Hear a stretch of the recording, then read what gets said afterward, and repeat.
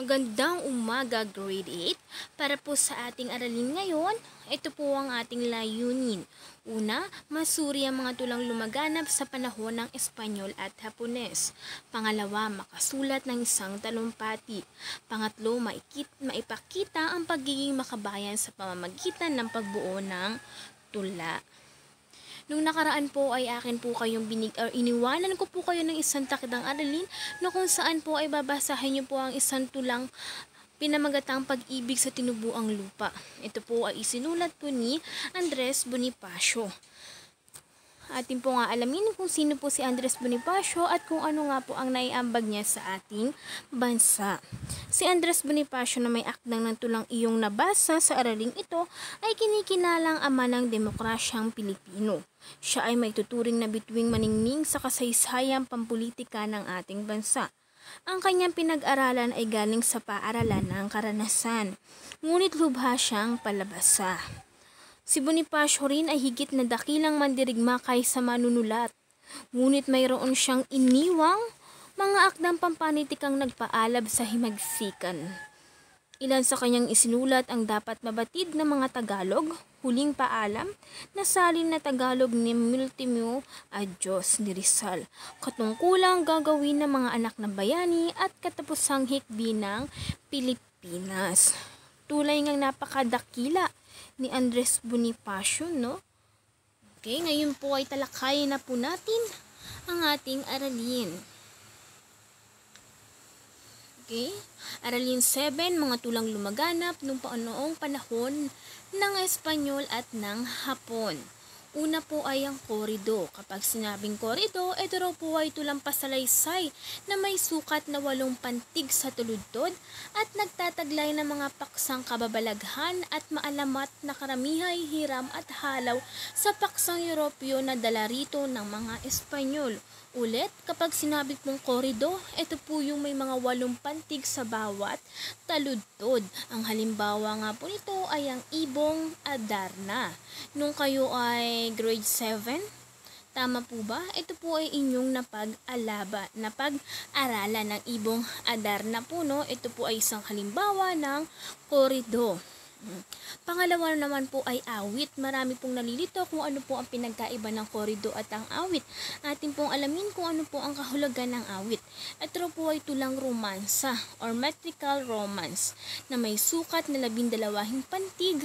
Bawat tuludtod na kalimiting ang pangunahing paksa ay tungkol sa bayani at mandirigma at larawang buhay. Yun po, no, kapag sinabing awit, ito po ay may 12 pantig sa bawat taludtod or sukat po na tinatawag. Kalimitan niya rin din pong paksa ay tungkol sa mga bayani at mandirigma. Halimbawa nga po nito ay ang Florante at Laura. Ang Florante at Laura po ay atin po itong tatalakayin sa katapusan ng ating markahan or sa 4th grading po, no? Okay, next naman po ay ang tinatawag po na tulang patnigan or justice poetry. Ito raw po ay tulang sagutan na itinatanghal ng magkakatunggaling mga makata, ngunit hindi raw po paraang dula. Okay, una po ang kanyang uri ay ang duplo po. Kapag sinabi pong duplo, ito raw po yung pagtatalo rin ng ginagamitan ng tula at kahusayan sa pagbigkas.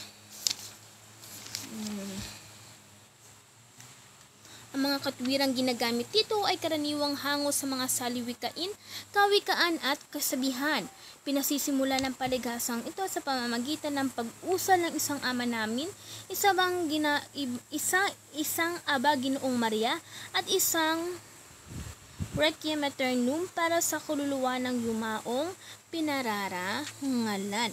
Ulit po, kapag sinabi pong duplo, ito raw po ay pagtatalo rin na ginagamitan ng tula at kahusayan sa pagbigkas. Next naman po, kapag sinabi pong balagtasan. Okay, may ideya na po ba kayo sa balagtasan?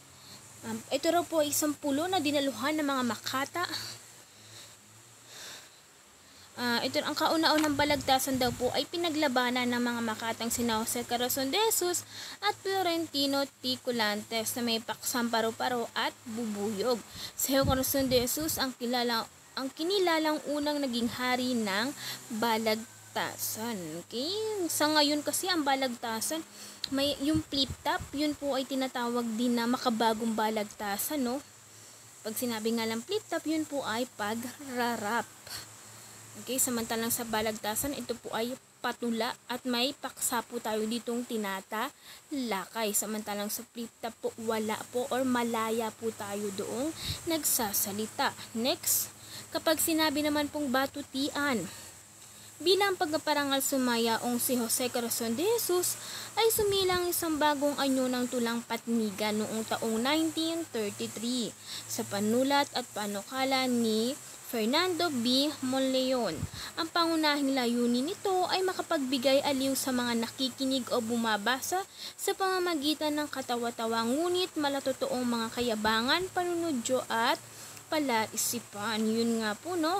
Pag sinabi nga pong batutian, ang pangunahing layunin daw po nito ay makapagbigay aliw po sa mga nakikinig o sa mga mambabasa. Next naman po, kapag sinabi pong karagatan, ito naman po ay isang paligsahan sa tula na kalamitang nilalaro sa mga luksang lamayan o pagtitipong parangal sa isang yumao na bago pa man dumating ang mga Espanyol ay ginagawa na ng ating mga ninuno.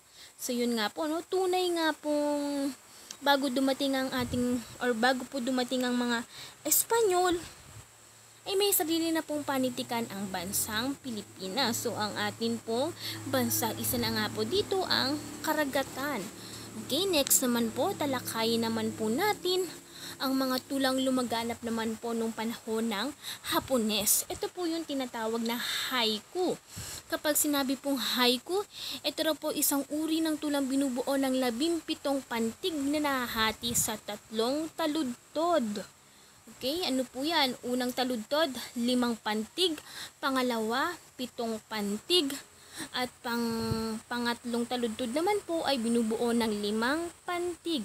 Sa kabuuan po, siya po ay may 17 pantig sa bawat saknong. At ang karaniwan din pong paksa sa pagbuo ng haiku ay ang kalikasan po.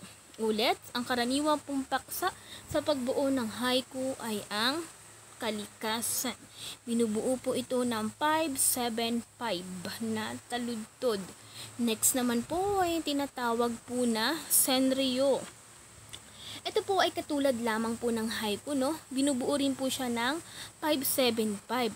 Ngunit nagkaiba lamang po sila sa paksa, sapagkat ang paksa po nito ay tinatalakay, may bahid na pagpapatawa o kagaspangan tungkol sa kalikasan o katangian ng isang tao. Ulit po, ang senryo po ay katulad lamang po ng haiku.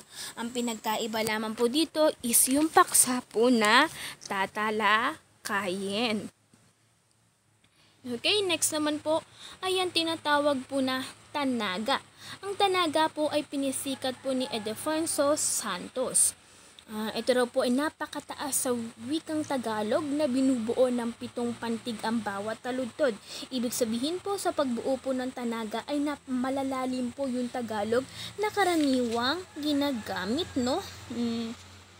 Ito po ay binubuo po ng 7-7-7 sa bawat pantig po or sa bawat taludtod. Okay, ang tanaga rin po ay isang uri ng tula na napakataas sa wikang Tagalog na binubuo ng 7 pantig na bawat taludtod. May 4 na taludtod sa bawat saknong at ito ay hitik na hitik po sa talinghaga. Okay, yun nga po, no? 7-7-7. Yan po ang susundin natin kapag tayo po ay susulat ng tanaga. Okay, ang bawat taludtod niya po ay binubuo ng 7 pantig. Yun lamang po ang ating aralin 7 para po sa kasanayang panggramatika at sa talasalitian sa 6 facets at year po, maaari nyo pong makita siya sa inyong mga NEO account session 1. Okay, maraming salamat po grade 8. Salamat sa inyong pakikinig.